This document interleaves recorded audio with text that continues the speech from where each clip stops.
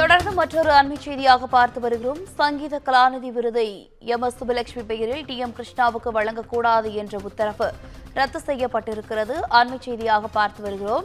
இதனைத் தொடர்ந்து பாடகர் டி.எம். கிருஷ்ணாவுக்கு விருது வழங்கக்கூடாது என்ற தனி நீதிபதியின் உத்தரவு ரத்து செய்யப்பட்டிருப்பதாக உயர்நீதிமன்றம் தெரிவித்திருக்கிறது. கூடுதல் விவரங்களோடு இணைகிறார் செய்தியாளர் சிவா. சிவா, வணக்கம். விவரங்கள் என்ன? 2024ஆம் ஆண்டுக்கான சங்கீத கலாநிதி விருதை எம்.எஸ். சுப்புலட்சுமி பெயரில் பாடகர் டி.எம். கிருஷ்ணாவுக்கு வழங்கக்கூடாது என்ற தனி நீதிபதி உத்தரவை ரத்து செய்து சென்னை உயர்நீதிமன்ற 2 நீதிபதிகள் கொண்ட அமர்வு தற்போது ஒரு உத்தரவை பிறப்பித்திருக்கிறது.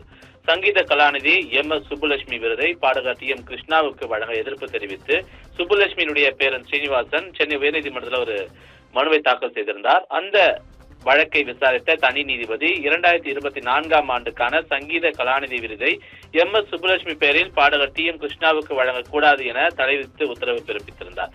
இதனை எதிர்த்து மேல்முறையீடு செய்யப்பட்ட நிலையில அந்த மனு நீதிபதிகள் எஸ்.எஸ். சுந்தர் மற்றும் பி. தனபால் ஆகியோர் கொண்ட அமர்வுல விசாரணைக்கு வந்தபோது சுப்புலட்சுமி பேரன் தரப்பில் ஆஜரான வழக்கறிஞர் தனக்கு நினைவிடம் தன்னுடைய அறக்கட்டளை அமைக்க கூடாது என சுப்புலட்சுமி உயில் எழுதி வைத்துள்ள நிலையில அவரது பெயரில் விருது வழங்கக்கூடாது என்று தெரிவித்தார். அது மட்டுமல்லாமல் சுப்புலட்சுமி குறித்து டி.எம். கிருஷ்ணா மோசமான வார்த்தைகளை பயன்படுத்தி விமர்சித்துள்ளதாகவும் அந்த வழக்கில் அவர் தெரிவித்திருந்தார்.